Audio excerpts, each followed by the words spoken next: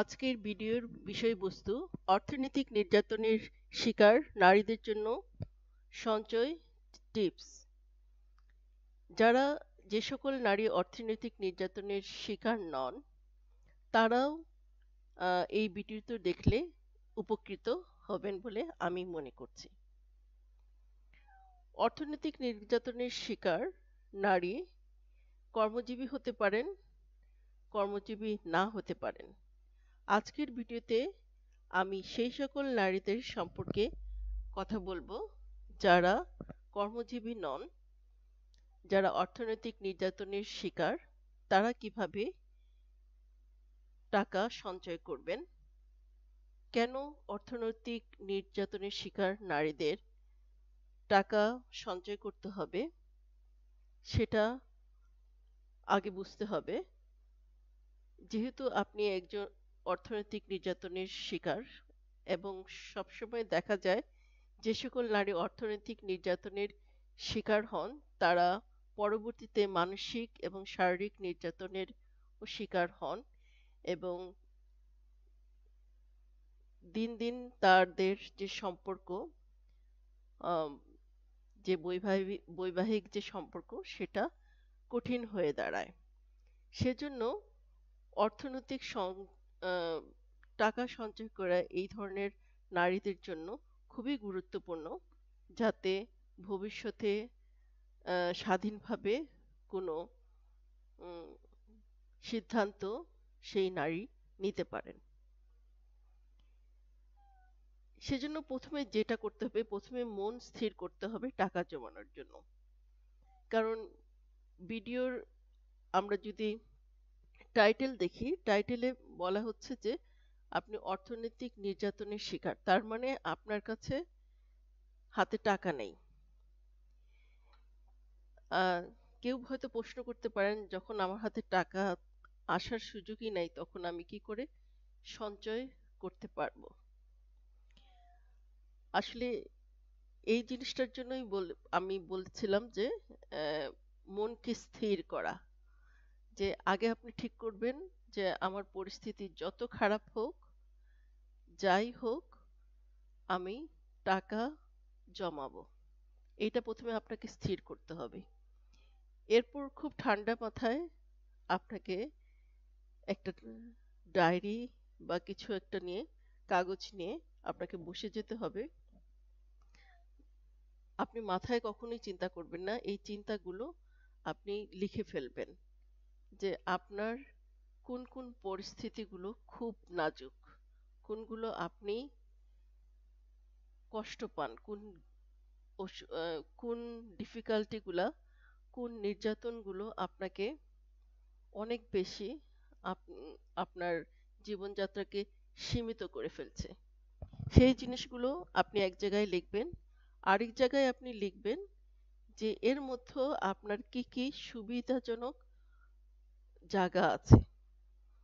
যেমন অনেকের আহ, স্বামী অর্থনৈতিক নির্যাতনের সাথে সাথে আম, অন্যান্য নির্যাতনও করে থাকেন, যেমন মোবাইল ফোন হয়তো আপনাকে ব্যবহার করতে দেন না, অথবা আপনাকে ঠিকমতো বাজার করে দেন না, বা অনেকে আছে ঠিকমতো বাজার করে দেন কিন্তু ক্যাশ টাকা দেন না। এই ধরনের এর কিছু সুবিধা এবং অসুবিধা দুটোই কিন্তু প্রত্যেকের জীবনে আছে। টোটাল নেগেটিভ সিচুয়েশন আসলে থাকে না। সব সম্পর্কের মধ্যেই কিছু ভালো দিক থাকে। সেই ভালো দিকগুলা আপনাকে খুব ঠান্ডা মাথায় লিখে ফেলতে হবে। আপনার খারাপ সম্পর্কের খারাপ দিকগুলো খুব সুন্দরভাবে লিখে ফেলতে হবে। যখন দুটো জিনিস আপনার সামনে থাকবে তখন আপনি খুব ঠান্ডা মাথায় চিন্তা করতে পারবেন যে আপনার যে সুযোগগুলো আছে বা সুবিধাগুলো আছে বা লাইফের যে পজিটিভ জিনিসগুলো আছে সেগুলো দিয়ে, সেগুলো ব্যবহার করে আপনি কি করে টাকা জমাতে পারবেন সেই আম, দৃষ্টিভঙ্গিতে বা সেই লাইনে আপনি চিন্তা করতে পারবেন। যদি এই পুরো আপনার লাইফের সিনারিওটা আপনার সামনে না থাকে, তাহলে এইটা আপনার চিন্তা করে, মাথায় রেখে চিন্তা করে করাটা আপনার জন্য খুবই দুঃখজনক হবে বা খুবই ডিফিকাল্ট হবে বলে আমি মনে করি। মনকে আপনি কিভাবে স্থির করবেন টাকা জমানোর জন্য? প্রথমেই আমি বলেছিলাম যে ভিডিওর টাইটেলটা দেখে হয়তো অনেকে বলবেন যে যেখানে অর্থই নাই, অর্থ দিয়েই নির্যাতন হচ্ছে, সেখানে কিভাবে টাকা জমানোর প্রশ্ন আসে কিভাবে? আসলে এই জিনিসটা আপনি যখন বুঝবেন যে সবচেয়ে বড় জিনিস হলো আমাদের জীবনের সমস্যাটা ভালোভাবে বোঝা। যখন আপনি আপনার জীবনের সমস্যাটা খুব ভালোভাবে বুঝতে পারবেন, এটা মানে হলো আপনি আপনার সমস্যার 50 ভাগ সমাধান কিন্তু করে ফেলেছেন। আপনি যদি আপনার সমস্যাটা আপনি খুব ভালোভাবে বুঝতে পারেন, আপনার নিজের অবস্থানটা যদি খুব ভালোভাবে বুঝতে পারেন, এবং এই জন্য আপনার যেটা করতে হবে, আপনার মাইন্ডসেট পরিবর্তন করতে হবে। আপনি যেভাবে এতদিন চিন্তা করেছেন, সেইভাবে চিন্তা করে যদি আপনি টাকা জমানোর চেষ্টা করেন, আপনি টাকা জমাতে পারবেন না। আমি আপনাকে গ্যারান্টি দিলাম আপনি টাকা জমাতে পারবেন না। আপনাকে অবশ্যই মাইন্ডসেট পরিবর্তন করতে হবে। জানতে হবে আমি টাকা জমাবো, কিভাবে জমাবো, কেন এতদিন পারছি না, কি কি করলে টাকা জমানো খুব কঠিন হয়ে দাঁড়ায়, কি কি করলে টাকা জমানো সহজ হয়ে যায়, এই জিনিসগুলো জানতে হবে। এবং এই জিনিসগুলো জানার ইচ্ছাটাকে আমি মাইন্ডসেট বলতে চাচ্ছি, যে আপনাকে জিনিসগুলো জানতে হবে। এগুলো কারো ব্রেইনে এমনি এমনিতে ঢোকে না, এগুলো আমাদের স্কুল কলেজেও শেখানো হয় না। এগুলো সাধারণত আমরা জানার চেষ্টা করি আমাদের নিকট আত্মীয়দের কাছ থেকে, যে মার কাছ থেকে, খালার কাছ থেকে আপনারা কিভাবে সংসার চালিয়েছেন, বা আপনার হাজবেন্ডরা টাকা না দিলে আপনারা কি করেছেন। কিন্তু আসলে এগুলো এক একটা বিজ্ঞান, এগুলো সম্পর্কে জানতে হবে। এই জিনিসটা ডিসিশনটা যদি আপনি নেন, তাহলে আপনি জানার অনেক পথ আপনার সামনে খোলা আছে। আজকাল শেখাটা খুব সহজ। পরবর্তীতে আপনি অনেক সময় হতাশ হয়ে পড়বেন, মনে হবে এত জেনে কি হবে, আমি তো পারবো না। সেক্ষেত্রে আপনি নিজেকে উদ্বুদ্ধ করার জন্য আপনি চিন্তা করবেন যে আপনার কাছে কিছু যদি জমানো টাকা থাকে, আপনি যত নির্যাতনের শিকারী হন, আপনি সবসময় নিজের ভিতরে একটা শক্তি পাবেন, যে হ্যাঁ, আমি কোনো একটা সময় স্বাধীনভাবে একটা ডিসিশন নিতে পারবো। হ্যাঁ, আমার যে অবস্থান সেই পরিবর্তনের জন্য একটা স্টেপ আমি নিজের জন্য নিতে পারবো। এই ধরনের যে সুন্দর চিন্তাগুলো, এই সুন্দর চিন্তাগুলো কিন্তু আপনার মাথায় আনতে হবে। যদি আপনি সেটা আনতে ব্যর্থ হন, তাহলে আপনি আপনার যে সমস্যার মধ্যে আপনি আছেন সেই সমস্যাটা বাড়বে, কমার সম্ভাবনা নাই বললেই চলে। এখন আপনাকে জানতে হবে আপনি কি কি কারণে টাকা জমাতে পারেন না। আসলে আপনি না, যে কোনো মানুষই কি কি কারণে টাকা জমাতে পারে না। অনেকেই আছে যে একটা নির্দিষ্ট পরিমাণ টাকা আম, দিয়ে কিভাবে চলা যায়, একটা নির্দিষ্ট সময় পর্যন্ত কিভাবে চলা যায় সেটা জানে না। মানে বাজেটিংটা আমরা সাধারণত শিখি আমাদের নিকটাত্মীয়দের কাছ থেকে, কিন্তু এটা একটা সায়েন্স।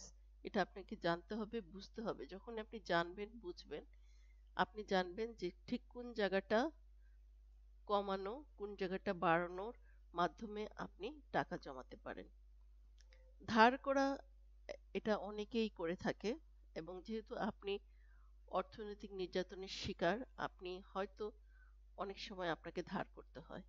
সেজন্য আপনাকে মাইন্ডটা এভাবে সেট করতে হবে, যখন আপনার টাকার প্রয়োজন হয়, ধার করার প্রয়োজন হয়, তখন যদি আপনি চিন্তা করার চেষ্টা করেন, তখন কিন্তু আপনি ধার করাটাকে প্রতিরোধ করতে পারবেন না। আপনাকে চিন্তা করতে হবে যে এই মাসের শেষে আমাকে হয়তো টাকা ধার করতে হতে পারে, কিভাবে এই ধার করাটা আমি থামাতে পারি। আপনি যদি মাসের প্রথম থেকেই এই চিন্তাটা আপনার মাথার মধ্যে ঢুকায় দিতে পারেন, তাহলে কোনো না কোনো আপনি এই 30 দিনের মধ্যে কোনো না কোনো একটা পথ আপনি পেয়ে যাবেন। আপনাকে আর টাকা ধার করতে হবে না। আসলে এটা একটা সায়েন্স। হ্যাঁ, যে আমরা সাধারণত বিপদে পড়ার পরে সেই বিপদ থেকে উদ্ধার পাওয়ার চিন্তা করি, সেজন্যই আমাদের জন্য জিনিসগুলো অনেক বেশি কঠিন হয়ে দাঁড়ায়।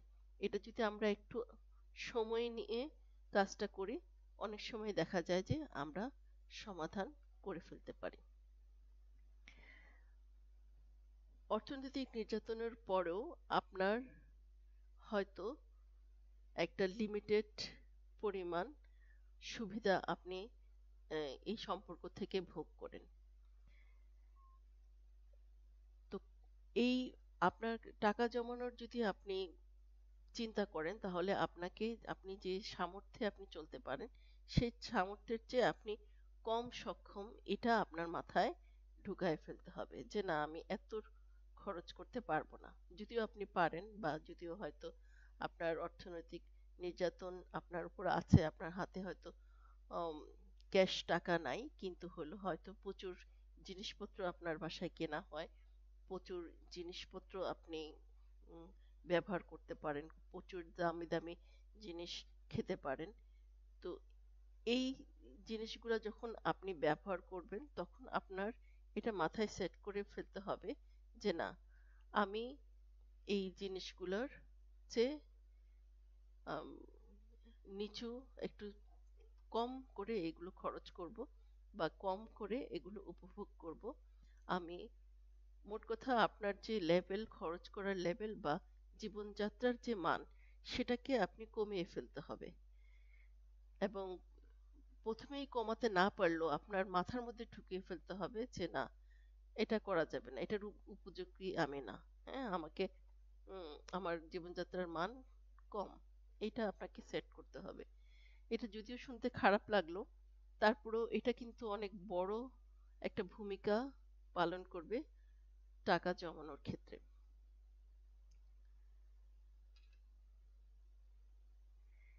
এখন আমি মনে হয় এই ছবিটা দিয়ে বোঝানোর চেষ্টা করতে পারি। যেমন আপনার হাতে হয়তো টাকা দেওয়া হয় না, কিন্তু হয়তো আম, কোনো উৎসবের সময় আপনাকে একটা বড় পরিমাণ টাকা দেওয়া হয় একটা পোশাক কেনার জন্য। তখন আপনি কিন্তু কিছু টাকা সেভ করতে পারেন। তখন কিছু টাকা সেভ করতে পারেন আপনি। আপনার যে মান, তার চেয়ে একটু কম মানের জিনিস কিনে আপনি কিন্তু খুব সহজেই অনেক টাকা জমায় ফেলতে পারেন। অনেক সময় আমাদের অনেক অনুষ্ঠানে, ছোটখাটো অনেক অনুষ্ঠানে গিফট দেওয়ার দরকার হয়। হয়তো সেই টাকাটা আপনার হাতে আসে একটা গিফট কেনার জন্য। এই গিফট আপনি যদি একটু মাইন্ডফুলি কিনেন, তাহলে দেখা যাবে যে কম টাকার মধ্যেই কিন্তু আপনি অনেক সুন্দর গিফট কিনতে পারেন। সেই গিফটটা আপনি ঘরে বানিয়ে নিতে পারেন, আপনার খরচ অনেক কমে যাবে। গিফট বা কিছুই আপনি দিলেন না, আপনি সেই অনুষ্ঠানে কিছু শ্রম দিলেন, হুম, কিছু ডেকোরেশন করে দিলেন, বা কিছু খাবার বানিয়ে দিলেন। হ্যাঁ, এগুলো করেও কিন্তু আপনি সেই উপহারের টাকাটা বাঁচায় ফেলতে পারেন। আমি এইগুলো এক্সাম্পল দিচ্ছি, হয়তো অনেকের পছন্দ হবে না, হয়তো অনেকের আহ, মাথায় আরো আরো সমাধান আছে। আসলে এই জিনিসগুলো মাথায় তখনই আসবে যখন আপনি স্থিরভাবে বিশ্বাস করবেন যে আমার পরিস্থিতি যতই খারাপ হোক, আমি এর মধ্যে আমি টাকা সঞ্চয় করতে পারবো। তখনই কিন্তু আপনার মাথায় বিভিন্ন ধরনের আইডিয়া আসবে। আর যখন আপনি খুব বেশি ফোকাস হয়ে যাবেন যে আমি তো অর্থনৈতিক নির্যাতনের শিকার, আমি কি করে সঞ্চয় করব, যদি এই মানসিকতায় আপনি আবদ্ধ হয়ে যান, তাহলে সম্ভবত এই ধরনের অনেকগুলা যে পথ আছে টাকা জমানোর, সেগুলো আপনার মাথায় আসবে না।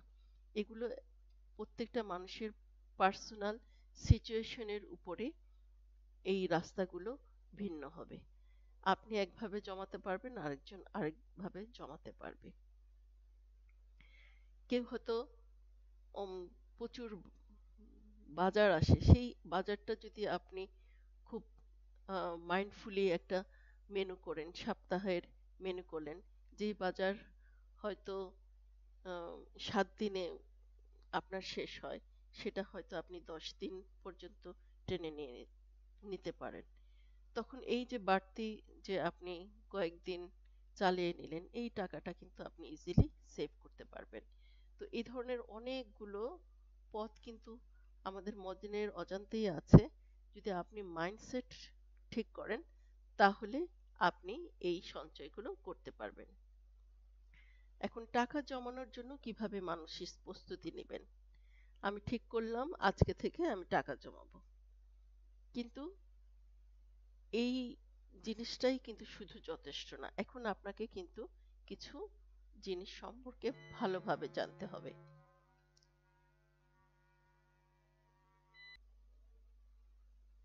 যেমন আমরা কখন টাকা খরচ করি? যখন কিছু কেনার প্রয়োজন হয় তখন আমরা টাকা খরচ করি। তো আপনার কিছু কেনার প্রয়োজন হলো, কেনার প্রয়োজন হওয়ার পরে আমরা আসলে কি করি? আমরা মার্কেটে যাই, জিনিসটা কিনে ফেলি।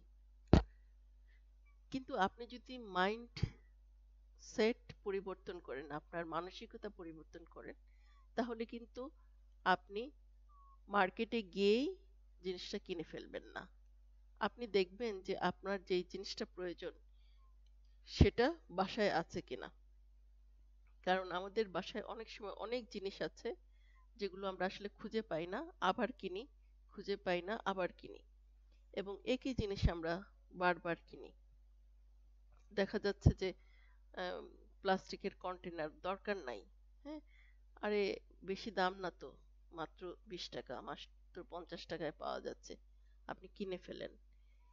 কিন্তু এই 20 টাকা, 50 টাকা, এগুলো যদি আপনি 1 বছর প্রতিদিন আপনি যদি 50 টাকা করেও ও বাজে খরচ করেন, যেটা দরকার না সেটা খরচ করেন, বছর শেষে শুধু একটু হিসাব করে দেখুন, সেটা কত বড় একটা পরিমাণ আপনার পকেট থেকে আপনার মনের অজান্তে বের হয়ে যায়।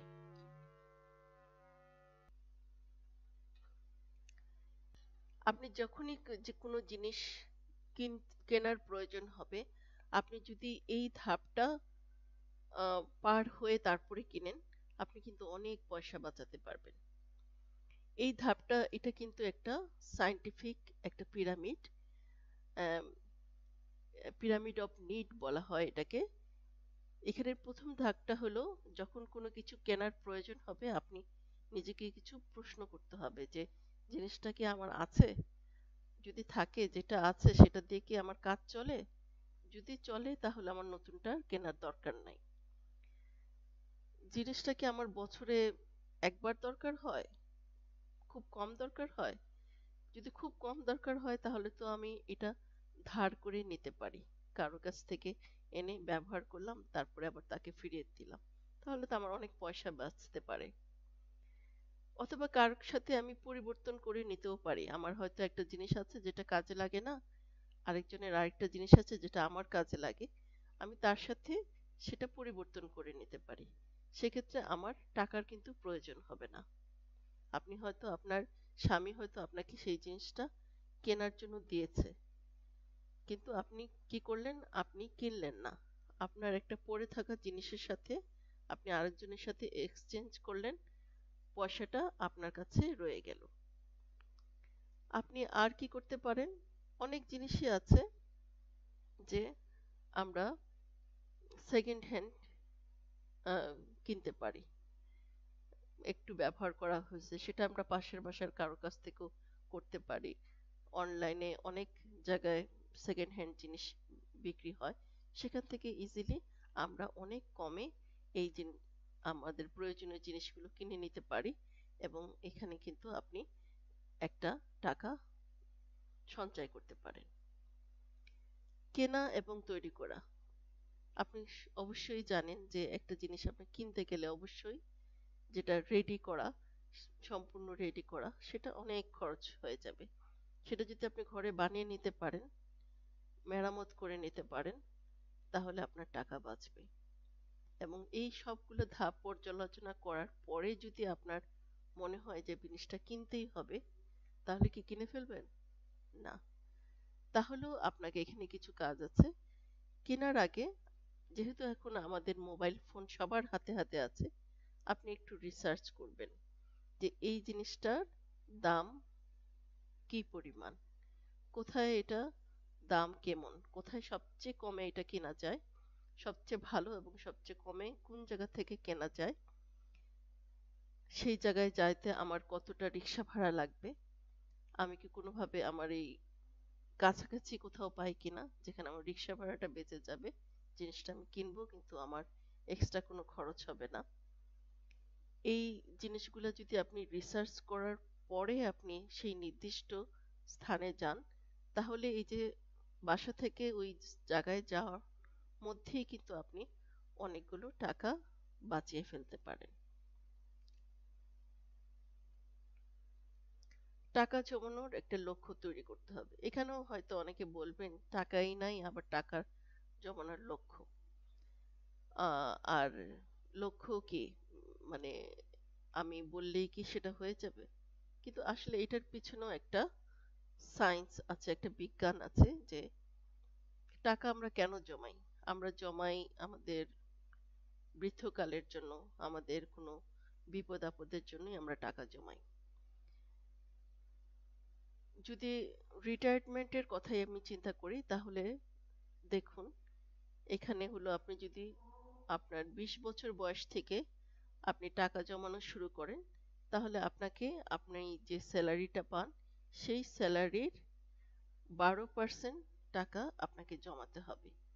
আপনি 25 বছর থেকে যদি রিটায়ারমেন্টের জন্য, অবসর জীবনের জন্য জমাতে চান, তাহলে আপনার স্যালারির 15% আপনাকে জমাতে হবে। সেই অনুযায়ী আপনার বয়স যত বেশি বাড়বে তত বেশি পরিমাণ টাকা আপনাকে জমাতে হবে। এখন আমাকে এই ভিডিওটা যেহেতু কর্মজীবী মহিলাদেরকে নিয়ে না, যারা কাজ করছেন না তাদেরকে নিয়ে, তারা তো প্রশ্ন করতে পারেন যে আমরা তো স্যালারিই নাই, তার মধ্যে হাজবেন্ড অর্থনৈতিক নির্যাতনের শিকার, আমরা কিভাবে, আহ, আমাদের তো কোনো নির্দিষ্ট স্যালারি নাই। কিন্তু নির্দিষ্ট স্যালারি না থাকুক, আপনাদের নির্দিষ্ট খরচ আছে না? স্বামী সন্তান বাদ দিয়ে আপনার নিজে বেঁচে থাকার জন্য ঠিক কি পরিমাণ টাকা লাগতে পারে সেটা সম্পর্কে তো আপনার ধারণা আছে। একটা ছোট্ট এক রুমের বাড়ি, সাধারণ খাবার, কিছু ওষুধ, কাপড় চোপড়, এগুলোর জন্য আপনার মাসে কত খরচ হতে পারে। ধরে নিলাম আপনার 20,000 টাকার মধ্যে আপনি শুধু আপনাকে বাঁচিয়ে রাখতে পারবেন, তাহলে এইটা হলো আপনার অর্থনৈতিক লক্ষ্য। আপনাকে 20,000 টাকা মান্থলি আপনার লাগবে। আপনি যদি আপনার হাজবেন্ডের সাথে ছাড়াছাড়ি হয়ে যায়, অথবা আপনি যদি কোনো কারণে একা হয়ে যান, তাহলে আপনার এই 20,000 টাকা লাগবে সার্ভাইভ করার জন্য, বা অবসর জীবনে আপনার 20,000 টাকা লাগবে। তাহলে এই 20,000 টাকার 12% কত? এই 20,000 টাকার 12% হলো প্রায় 2,500 টাকা। মোটামুটি ভাবে আপনাকে 2-2,500 টাকা প্রত্যেক মাসে সেভ করতে হবে। আপনি রোজগার করতে পারেন না, এখন আপনি চিন্তা করেন যে আপনার লক্ষ্য মান্থলি কত হবে। 2 থেকে 2,500 টাকা সেভ করা, এই টাকাটা আপনার। এখন এইটা হলো আপনার লক্ষ্য।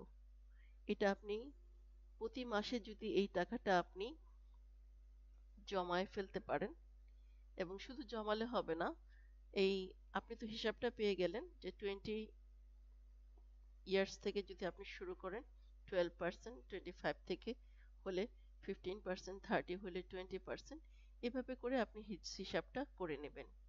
হিসাবটা যদি না বুঝে থাকেন, আবার বলছি যে আপনি নিজেকে বাঁচিয়ে রাখার জন্য কত কমে আপনি চলতে পারেন সেই টাকাটা বের করবেন, সেই টাকার পার্সেন্টেজটা বের করবেন, সেই টাকাটাই আপনাকে প্রত্যেক মাসে জমাতে হবে। জমানোর পরে এগুলো কি করবেন? এটা রেখে দিলে হবে না, এটাকে ব্যাংকে রাখতে হবে, এমন একটা খাতে রাখতে হবে যেখান থেকে আপনি লাভ পেতে পারেন। সেজন্য আপনি কার সাহায্য নেবেন? আমরা এই ক্ষেত্রে বেশিরভাগ মহিলা, বিশ্বের প্রায় 70% মহিলা এই ফাইন্যান্সিয়াল বিষয়ের জন্য নির্ভর করে বাবার উপর, স্বামীর উপর, ছেলের উপর। নিজে কোনো জ্ঞান নেওয়ার চেষ্টা করে না। আপনি একটা ব্যাংকে অ্যাকাউন্ট খুলেন, অ্যাকাউন্ট খোলা আপনাকে জানতে হবে একটা ব্যাংকে কি কি সেভিংস প্ল্যান আছে সেগুলো জানতে হবে, কোন ব্যাংকে কত লাভ দেয় সেটা জানতে হবে। এগুলো হলো আপনার জানতে হবে। আপনার অবস্থার পরিবর্তন করতে গেলে এর কিন্তু কোনো বিকল্প নাই। এগুলো জানতে হবে এবং জেনে আপনার সেই জমানো টাকাটা সেই নির্দিষ্ট জায়গায় জমা করে দিতে হবে, যাতে টাকাটা থেমে না থাকে, টাকাটা বাড়তে থাকে। এবং কোনো অবস্থাতেই এই টাকা আপনি খরচ করবেন না। মনে করবেন যে এই টাকা নেই, এই টাকা নাই। এই টাকা এমনভাবে আপনাকে ইনভেস্ট করতে হবে, কোথাও রেখে দিতে হবে। এখন এই টাকা জমানো সবার জন্য কঠিন। যারা অর্থনৈতিক নির্যাতনের শিকার তাদের জন্য আরো কঠিন। এখন আমরা জানবো যেটা হলো বাজেট। বাজেট যদি আপনি আপনার প্রতিবেশীর কাছ থেকে জানেন, মার কাছ থেকে জানেন, শাশুড়ির কাছ থেকে জানেন, এই জানাটা কিন্তু সঠিক না। বাজেট যাদের স্যালারি আছে তাদের জন্য এটা বোঝানো খুব সহজ যে আপনার স্যালারির 50% মধ্যে আপনার প্রয়োজনীয় যে জিনিস, ঘর ভাড়া, যাতায়াত খরচ, চিকিৎসা খরচ, খাবার খরচ, এডুকেশন খরচ, কাপড় চোপড়, যেটা না হলে না, সেই খরচটা আপনার 50%-এর মধ্যে হতে হবে। আর 30% আপনার হলো যেগুলো আপনার মন চায়।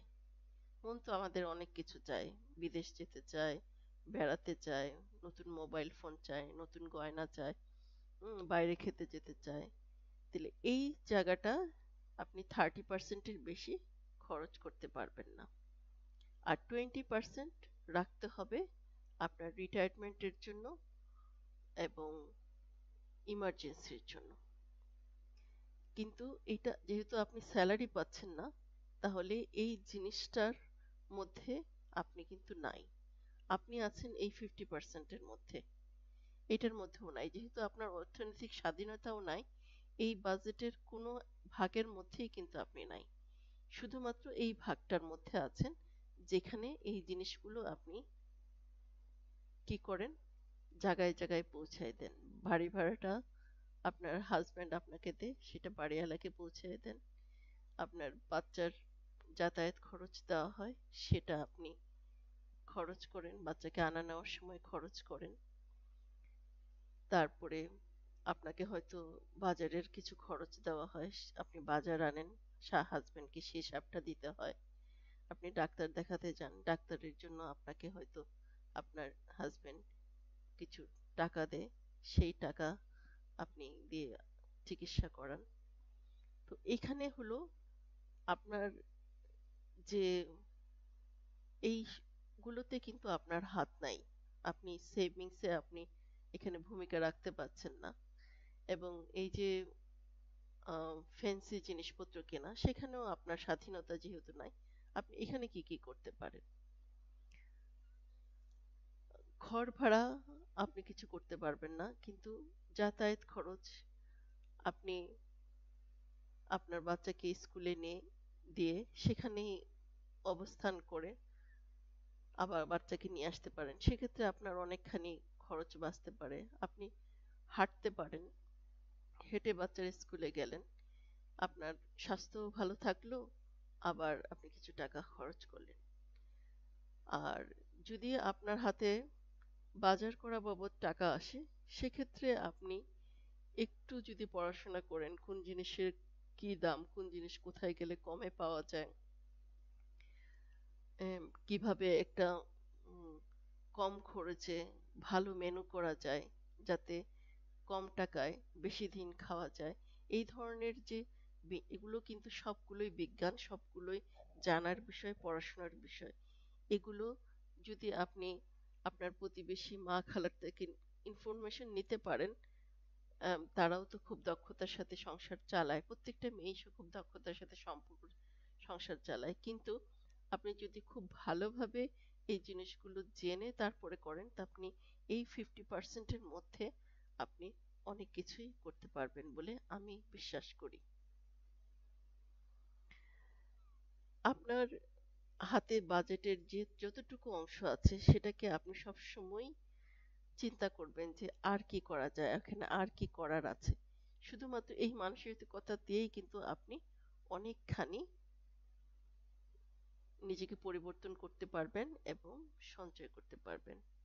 আরেকটা জিনিস চিন্তা করবেন যে আপনি যখন অর্থনৈতিকভাবে স্বাবলম্বী হবেন আপনার কেমন লাগবে। অবশ্যই আপনার আত্মবিশ্বাস বেড়ে যাবে, আপনি একটা সুন্দর ভবিষ্যতের দিকে এগিয়ে যাবেন। আশা করি ভিডিওটা আপনার সাহায্য করবে। যদি সাহায্য করে, ভিডিওটা শেয়ার করবেন, আমার চ্যানেলকে সাবস্ক্রাইব